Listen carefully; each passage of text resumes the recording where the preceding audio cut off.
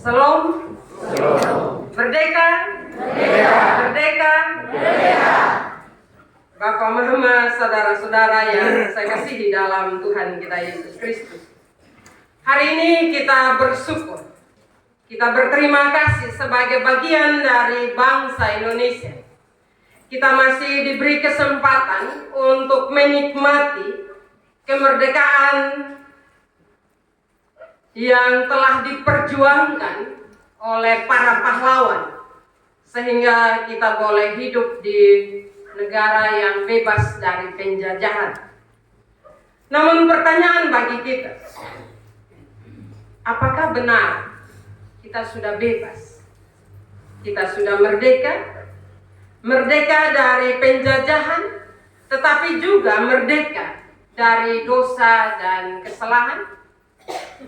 Bapak Mama, saudara-saudara yang saya kasihi dalam Tuhan, pagi hari ini tema yang akan kita renungkan bersama, yaitu dipimpin oleh hikmat Tuhan.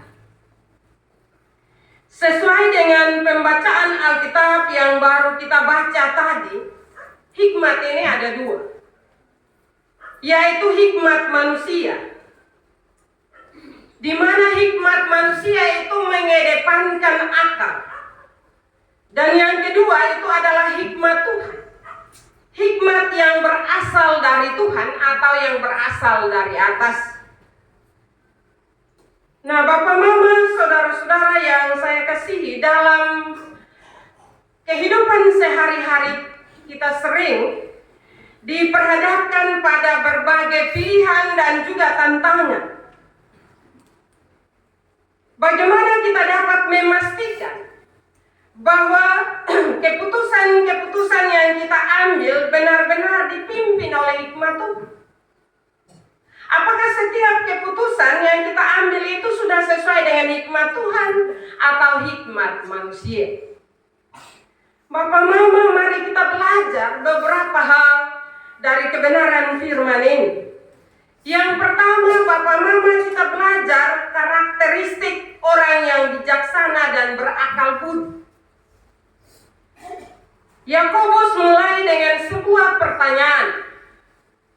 Siapakah di antara kamu yang bijak dan berbudi?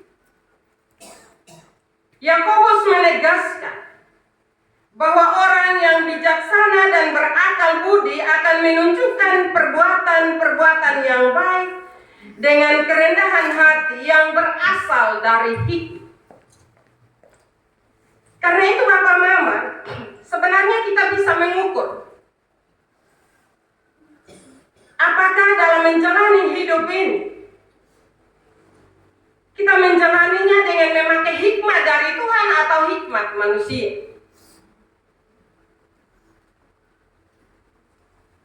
Hikmat yang terlihat tentu terlihat dari perbuatan. Hikmat sejati bukan hanya diukur dari pengetahuan atau kata-kata, tetapi dari perbuatan kita. Kehidupan kita, Bapak Mama, seharusnya mencerminkan hikmat Tuhan melalui tindakan-tindakan yang baik dan penuh kasih. Ketika kita bilang kita berpengetahuan, kita berhikmat, Bapak Mama, maka perbuatan kita harus mencerminkan hal-hal yang baik, hal-hal yang penuh dengan kasih. Yang berikut, Bapak Mama, ketika kita bilang kita berhikmat, maka kerendahan hati sebagai bukti hikmat orang yang bijaksana. Buktinya adalah orang selalu hidup rendah hati, tidak sombong, dan selalu menghargai orang lain. Sudahkah Bapak Mama dalam menjalani hidup ini, kita menjalani dengan rendah hati? Bahkan kita tidak sombong dalam menjalani akan berbagai aktivitas kehidupan kita. Kita juga sudah menghargai orang yang ada di sekitar kita. Sadar atau tidak Bapak Mama, berbicara tentang kerendahan hati, kesombongan, dan juga menghargai orang lain. Hal itu memang ada, bukan tidak ada. Tetapi dia ada pada hal-hal tertentu. atau pada tempat-tempat tertentu. Setelah itu Bapak Mama, kita akan mengandalkan hikmat manusia. Kita akan merasa bangga ketika kita hidup dengan tinggi hati, atau kita akan merasa bangga ketika kita menunjukkan kesombongan kita. Atau juga kita akan merasa puas ketika dalam menjalani hidup ini kita tidak menghargai orang lain. Bahkan kita pakai kata-kata surasa. Bapak Mama, saudara-saudara yang saya kasih dalam Tuhan, firman Tuhan pagi hari ini menasihati kita semua. Kerendahan hati, kalau kita menerima hikmat dari Tuhan, otomatis kerendahan hati itu harus menjiwai seluruh keberadaan hidup kita. Orang yang rendah hati bukan berarti diinjak-injak, tidak. Orang yang rendah hati menunjukkan bahwa Roh Kudus ada dalam hidup kita. Roh Kudus memimpin dan mengarahkan kehidupan kita. Karena itu Bapak Mama, saudara-saudara, jangan menjadikan kerendahan hati itu hanya dalam gereja atau di tempat-tempat ibadah. Tetapi kerendahan hati itu harus memulainya dari dalam diri kita dan harus dipancarkan mulai dalam kehidupan keluarga kita. Kalau hal itu terjadi Bapak Mama, maka hikmat Tuhan ada dalam hidup kita. Jangan kita berpikir bahwa hikmat Tuhan itu milik orang-orang yang bersekolah atau milik orang-orang yang punya pengetahuan lebih. Hikmat Tuhan itu hikmat dari atas. Ketika kita membuka diri kita dan Roh Kudus bekerja, maka kerendahan hati pasti ada dalam kehidupan kita. Hal yang berikut Bapak Mama, saudara-saudara yang saya kasihi dalam Tuhan kita Yesus Kristus, hikmat dunia lawan hikmat Tuhan. Yakobus kemudian menggambarkan perbedaan antara hikmat dunia dan juga hikmat Tuhan. Yakobus memperingatkan kita bahwa iri hati dan mementingkan diri sendiri adalah tanda-tanda hikmat dunia yang pada akhirnya hanya membawa kehancuran dan berbagai perbuatan jahat. Bapak Mama, saudara-saudara yang dikasihi Tuhan, kita sebagai orang yang beriman, sebagai orang yang percaya, seharusnya bersyukur Bapak Mama. Saya suka omong kata itu ulang-ulang. Kenapa? Karena Tuhan selalu menasihati kita tentang dua hal yang baik dan hal yang jahat. Karena itu Tuhan punya kerinduan agar kita hidup dalam melakukan hal-hal yang baik. Karena hal-hal yang tidak baik itu ujungnya kekacauan, ujungnya kehancuran. Hanya kadang kotong beda Bapak Mama. Kotong subakalai, kotong supake hikmat sendiri, mementingkan diri sendiri, iri hati, dan melakukan persaingan yang tidak sehat. Kotong buat dulu. Kotong buat dulu, kotong su hancur dulu, kotong su kacau balo dulu, baru kotong mulai sadar. Padahal seharusnya firman sudah kasih wanti-wanti kita, sudah kasih tanda awas bagi kita, bahwa ujung dari hikmat dunia ini pasti hancur, pasti kacau. Nah karena itu Bapak Mama, marilah ketika kita mendengar bahwa hikmat dunia itu ujungnya hancur, ujungnya kacau, maka jangan kita memberi diri dikuasai oleh hikmat dunia ini. Hal yang berikut Bapak Mama, hikmat yang datang dari atas, cirinya.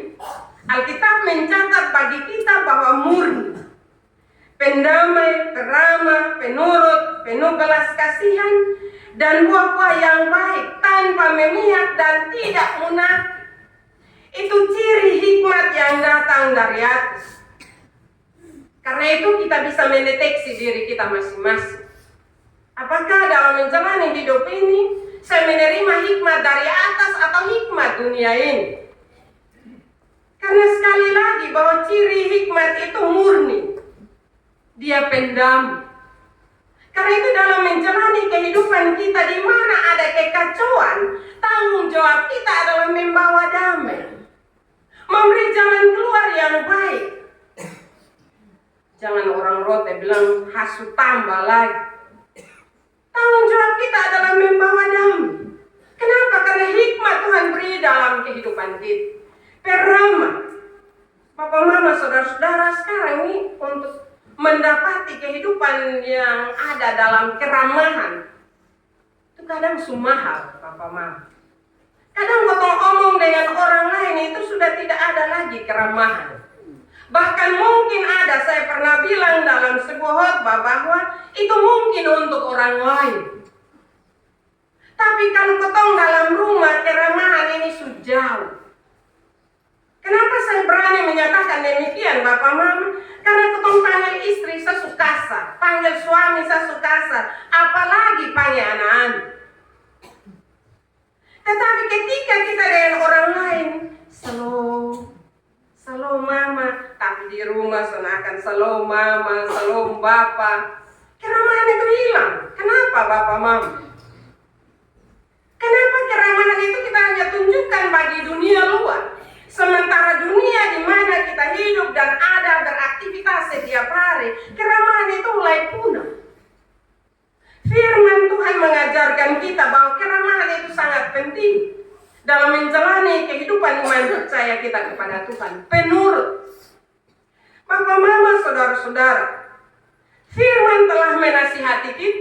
Karena itu dalam menjalani hidup ini harus ada sifat penurut dari kehidupan kita. Turuti firman Tuhan. Firman Tuhan tidak sulit bagi kita. Turuti nasihat yang baik. Tidak sulit. Tapi kenapa kita mempersulit hal-hal yang baik dan mempermudah hal-hal yang tidak baik? Penuh belas kasih. Belas kasih ini juga sama Bapak Mama. Kita kalau dalam rumah belas kasihan ini hilang, tapi dengan orang lain belas kasihan besar. Mulailah dari dalam kehidupan kita. Buah-buah yang baik tanpa memihak dan tidak munafik. Kata ini kasar Bapak Mama. Kalau kita mengatakan kepada seseorang, manusia satu munafik, orang bisa tersinggung, orang bisa marah besar, karena kasar sekali. Tetapi kebenaran firman Tuhan menasihati kita untuk menjalani hidup ini dengan tidak munafik. Ya bilang ya, tidak bilang tidak. Kita tidak menggampangkan sesuatu untuk kepentingan diri kita yang bertentangan dengan kehendak Tuhan. Itu munafik. Karena itu Bapak Mama, ketika firman Tuhan menasihati bilang jangan buat itu, jangan kita bilang manusia. Tidak. Memang benar kita manusia, tetapi kita adalah manusia yang telah dikaruniakan hikmat untuk membedakan mana yang baik dan mana yang tidak baik. Sehingga jalani hidup ini dengan tidak munafik, tetapi jalani hidup ini dalam kebenaran firman Tuhan. Bapak Mama, ketika seseorang dipimpin oleh hikmat dari atas, maka akan menghasilkan buah-buah kebenaran dan membawa damai dan berkat bagi orang-orang yang ada di sekitar kita. Karena itu mari kita menilai kehidupan kita. Kalau buah-buah kebenaran itu ada dalam hidup kita, pasti kita bawa damai. Dan pasti orang-orang yang ada di sekitar kita akan merasakan damai yang terpancar dari dalam kehidupan kita. Sebagai orang percaya kita dipanggil untuk selalu mencari hikmat dari atas. Apa Mama pasti tanya, dipuncarakan mana Mama Pendeta? Caranya yang pertama mencari Tuhan dalam doa dan firman-Nya. Bangun hubungan yang baik dengan Tuhan.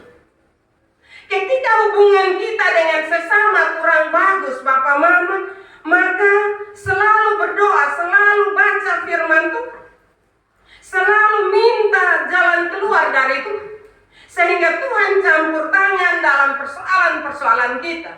Maka setiap persoalan yang kita hadapi pasti diselesaikan dengan baik. Hal yang kedua, menunjukkan hikmat melalui kasih dan tindakan. Hikmat yang sejati harus tercermin dalam perbuatan kita. Karena itu kalau kotong bangga dan kotong bilang, beta ini orang berhikmat, jangan hanya omong saja, tetapi nyatakan itu lewat setiap perbuatan kita kepada orang-orang yang ada di sekitar kita. Hal yang berikut, Bapak Mama, menghindari iri hati dan ambisi dunia ini. Kita harus waspada terhadap godaan untuk mengejar hikmat dunia yang hanya membawa kekacauan. Hindarilah itu dalam kehidupan kita. Dalam menjalani hidup ini, kadang kotong lihat orang susah, kotong senang. Karena itu marilah berdoa supaya iri hati itu tidak ada dalam kehidupan kita. Bersyukurlah ketika kita melihat orang lain lebih dari kita. Kita berdoa sehingga iri hati dan juga ambisi dunia ini tidak menguasai kehidupan kita. Tetapi biarlah hikmat Tuhan itu menguasai kita. Kenapa, Bapak Mama? Karena ketika hikmat Tuhan itu menguasai kehidupan kita, maka kita dimampukan untuk tidak tergoda dengan pengaruh dunia ini, atau tidak tergoda dengan mengejar hikmat dunia ini, yang ujungnya membawa kita kepada kehancuran. Karena itu Bapak Mama, sebagai bagian dari bangsa ini, hari ini kita bersyukur dan berterima kasih karena kita hidup di dunia yang merdeka. Karena itu kemerdekaan itu jangan hanya kita omong, tetapi benar-benar kita minta Tuhan untuk membebaskan kita dari penjajahan, tetapi juga membebaskan kita dari dosa, sehingga benar-benar kita merdeka. Ketika kita merdeka, baik sebagai bangsa maupun sebagai orang yang beriman, maka kita punya kesempatan yang luas, kita punya kebebasan yang besar untuk menerapkan kehendak Tuhan di dalam kehidupan kita.